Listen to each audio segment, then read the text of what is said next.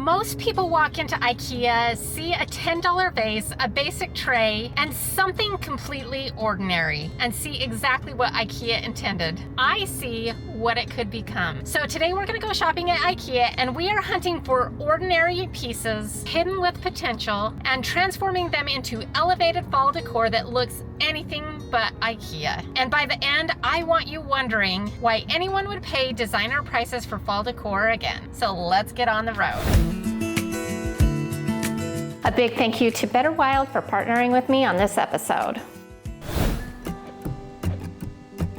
We got here a little later today, so we are only gonna stick on the main floor and we're not gonna go upstairs and see the furniture, but there's still a lot to see on the main floor, so we'll go check it out. Before we hit the marketplace, we're gonna hit this now or never section and see what we can find. Well, I love hydrangeas. These ones are not very autumn. Let's see, how much are those? $9.99. Those are kind of cute. I don't know how much this is. So I found out that this is $19.99, which is kind of high, but I see a pumpkin in this vase, so I'm still considering it, but it will kind of depend on what we find in the marketplace. So let's head over there now.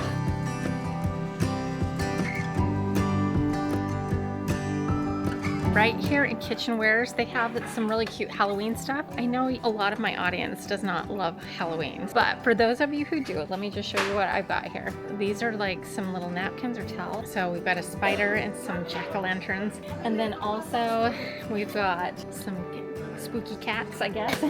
Ghost plate. Other, like, these ones are glass with cats and then spiders. Spider napkins. I'm gonna pass on those, but I have a feeling there's some other stuff we can find. My favorite places to always stop is their pillows, and they did not disappoint. Again, though, it's Halloween specific, so let me show you. I think this, if you're into Halloween, this is really cute. It's like soft, like kind of a nubby fabric, but it's like a little jack-o'-lantern. That's pretty cute. And then this one is a ghost with spiders on the back. So that's pretty cute, right? So I'm veering away from Halloween type decor, but we're gonna keep looking.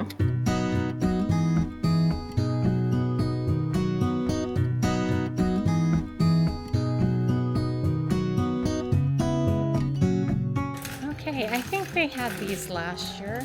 Okay, you guys might recognize this from last year. It's not new, obviously. I'm gonna go ahead and link the episode, last year's episode from IKEA, because I did something really cute with this. I'll link it at the end of the episode so you don't have to worry. Boo!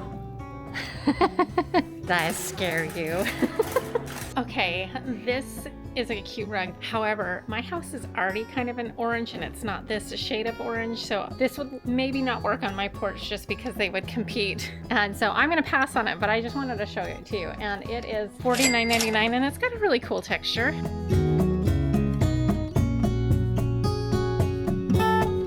So far, I am seeing a lot of Halloween and not very much fall. So hopefully we start seeing something a little closer to this right here. This is kind of the vibe. I need some more fall. In fact, I hope we can find that somewhere.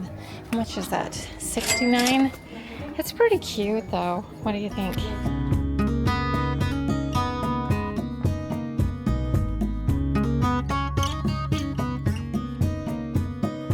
Okay, that's what I'm talking about. That's kind of expensive for that size. I think I saw this last year and thought the same thing. It's super cute though. And there's this. How much is that? $12.99.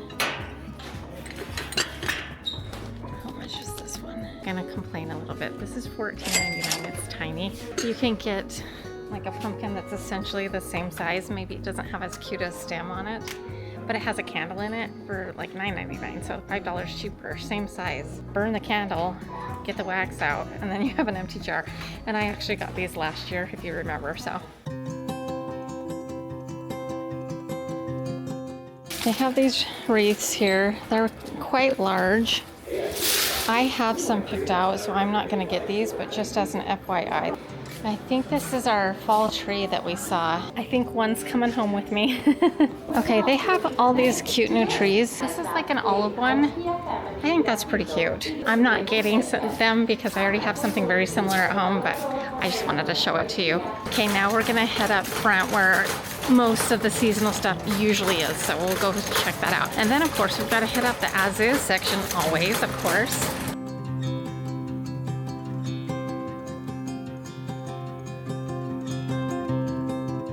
They really didn't have anything in the as-is section this time, but that is okay, because if you've been watching me, you know that on one of my previous shopping trips here, I snagged some pumpkins in the as-is section on one of our previous trips, like maybe the last one or the one before. So we've got those too. So now it's time to check out.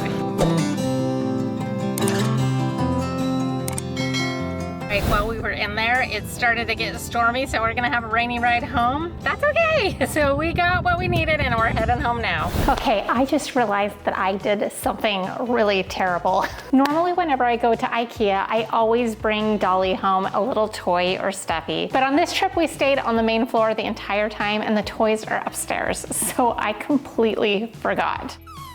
I know, I'm sorry. Look at that face. She knows she's been wronged. I totally forgot Dolly's IKEA treat, but I did not forget her nutritious treat, her Better Wild. I kept Better Wild in Dolly's routine because doodles are known for being prone to allergy itchiness. And if you've ever had a dog that deals with allergies or irritation, you know just how hard it is to watch them when they're scratching and scratching and scratching and not being able to fully relax. Better Wild has been such an easy thing for me to stay consistent with, and I really feel like it's helped to support her and make a noticeable difference with her itchiness.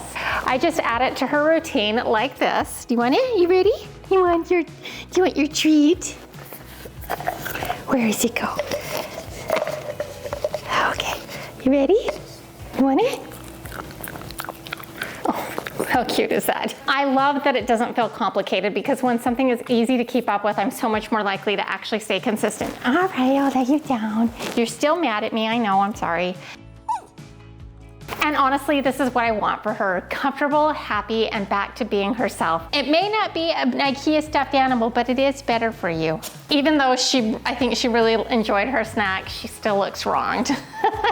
So if your dog struggles with itching, allergies, or irritation, I'll have Better Wild linked for you below. It has made such a huge difference for Dolly, and I'm so grateful to see her comfortable and happy. A big thank you to Better Wild for partnering with me on this episode. And because I still feel a little guilty, I found one of her toys that she hasn't seen in forever.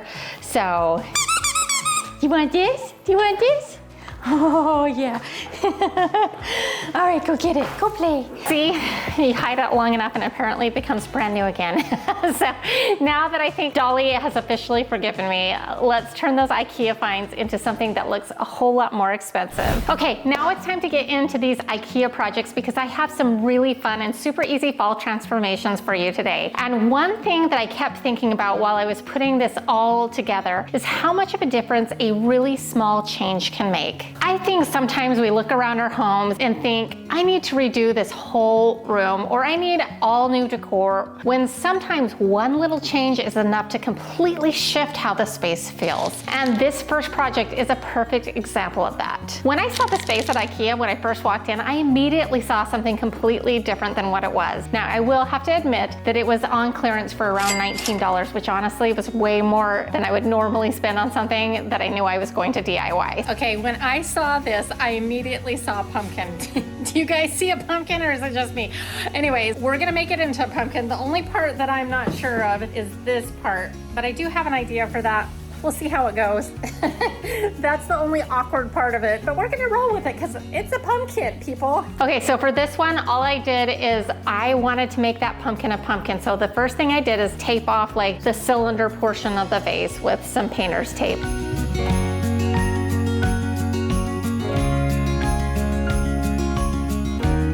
And I sprayed it in this like rusty brownish orange color.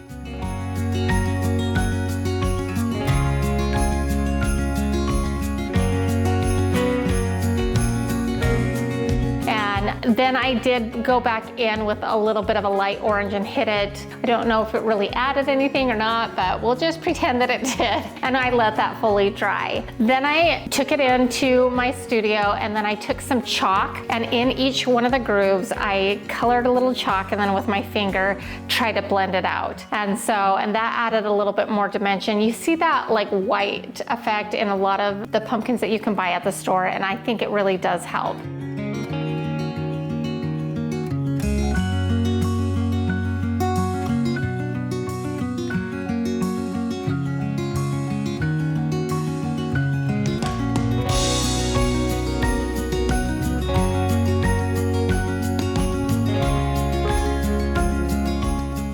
And so from there, I peeled off the tape and I'm like, what do I want to do here? And I had a couple of ideas. I thought that maybe I would do like some gold tape, but when I was putting it on, I thought that the cylinder was really cylinder, like flat, and it just, the tape wasn't going on well. It wasn't sitting quite right, and I wasn't really liking it. So then I kind of looked around my craft room and I was like, what else could I use? So I had this green ribbon, and I just decided to glue 2 pieces of that to cover up the black and give it more of like a stem fill, even though it's kind of like a little bit big for a stem, and then cover it up. And I surprisingly liked that. So there's like a lot of different ways you could do this. This is just one solution that I did. And then I bought all of those maple leaves off of Amazon that are green that I've been using in some of my other fall episodes, and I'll probably use in some other ones coming up as well. They make perfect like pumpkin leaves in my opinion. And I just glued that on right above our pumpkin to kind of look like it had like a vine. It was like on the vine still. And then I had some orange hydrangeas that were kind of in a similar tone as our pumpkin, and I filled the base with that, and that was it. It's a really, really simple project. Just drying times was like the only thing that took any time, because there was just a little bit of drying time. So easy to put this together, but it came together so well, and look how pretty it turned out. I just love it. I love that this started as a very modern black base, and with just a few really simple changes, it became something completely different. And I think that's such a good reminder that when you're shopping, thrifting, or even looking around your own house, don't always look at something for only what it is. Sometimes it's more fun to look at it for what it could be.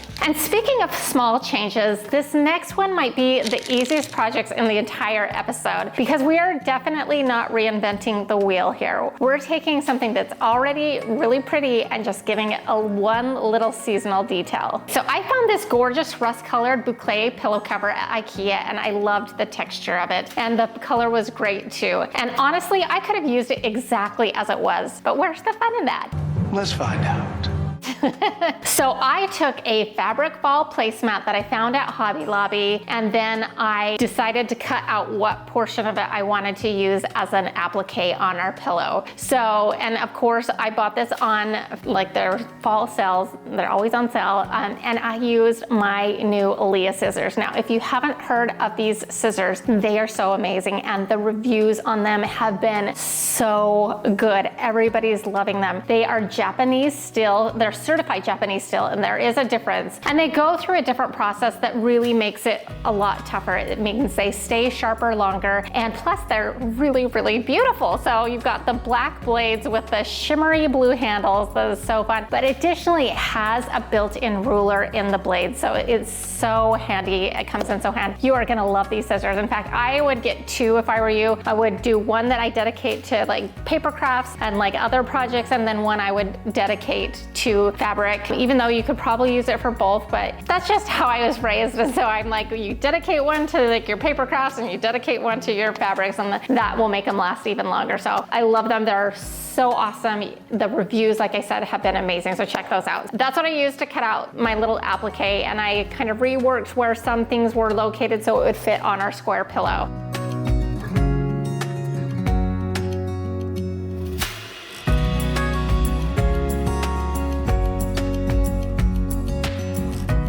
And then from there, I just adhered it with E6000. You could get away with hot glue as well. Unless it's getting like a lot of use, you could also sew it. In this case, I'm like, this is a seasonal item.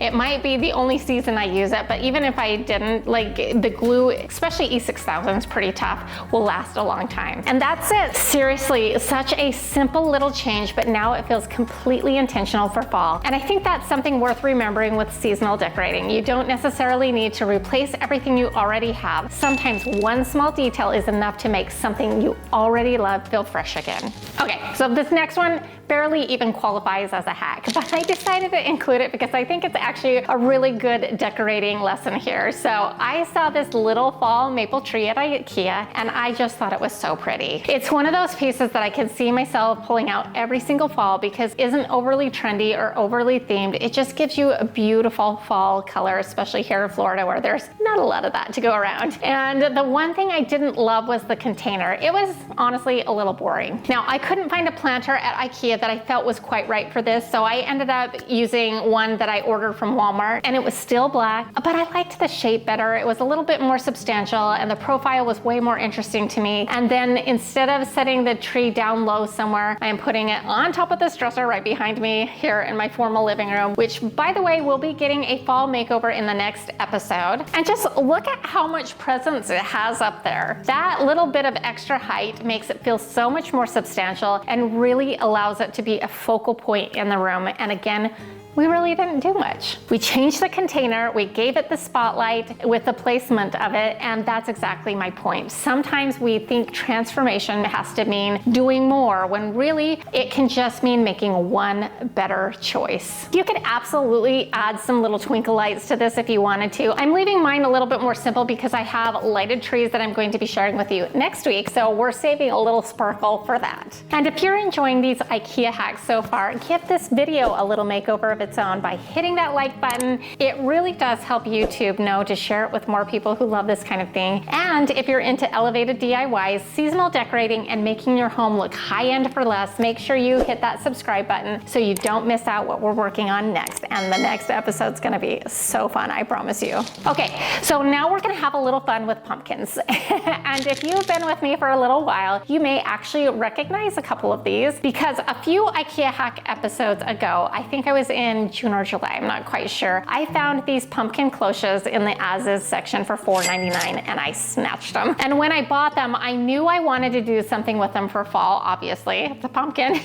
So today I thought it would be fun to show you a few different ways you can take essentially the same idea and make it fit your style. And I love this because one little adjustment can take it something in a totally different direction. Okay, so for the first one, we are going to go a little bit more glamorous. So the first thing I did is I put Rub and Buff on the stem. It's like Rub and Buff, I'm always using it. I prefer the gold leaf. Sometimes I'll use antique gold. I don't even remember what I used in this case, but it's usually antique gold or gold leaf. Gold leaf is my typical favorite. So this took that Halloween feel out of it, which was like the black and orange, and kind of brought it more into fall and also elevated it at the same time.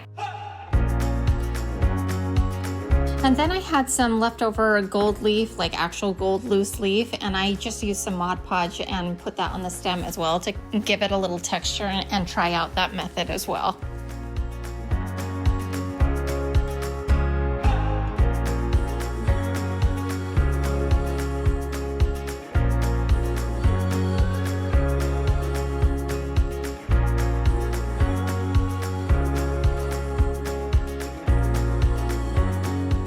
Then this is where we're gonna bring in the glamour. And I took some chunky orange glitter and I mixed that in with some Mod Podge, and then I just painted it over the pumpkin, like in the orange area.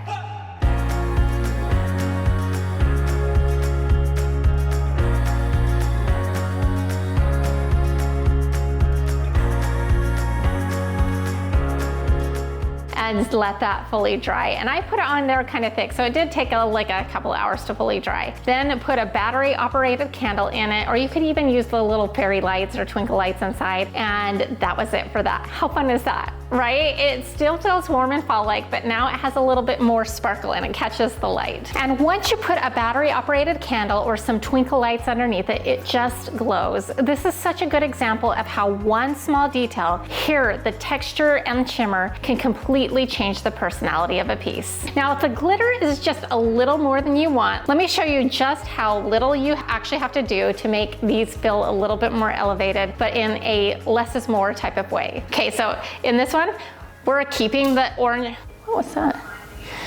So, Dolly knocked down the pillow. So in this one, we're keeping the orange glass as is, and we're just addressing the stem with a gold rub and buff.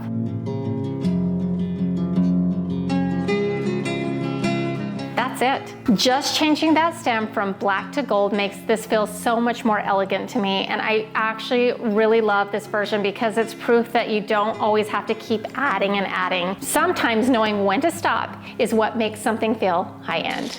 And then on this most recent IKEA trip, I found another version of their pumpkin cloche, except for this one was completely clear and a little bit smaller. And I knew immediately that I wanted to keep this one really, really simple. So all I did again was a gold stem, but I wanted to try a different technique this time. So I just ended up using a gold paint pen, which also worked really well. So whatever you have handy, go for it. I do prefer the gold rub and buff, I think, generally speaking. But this paint pen, if you have a gold paint pen, use that because it really worked fine. And there you have it, 3 versions of a pumpkin glass cloche. Same general idea, 3 completely different looks. You've got the glittery, glamorous version. You've got the really simple orange and gold version, and then this beautiful clear one. And I think this is probably one of my favorite things about decorating. There isn't always one right answer. Sometimes one tiny adjustment is all it takes to make something feel more like you. Dolly's having so much fun right now.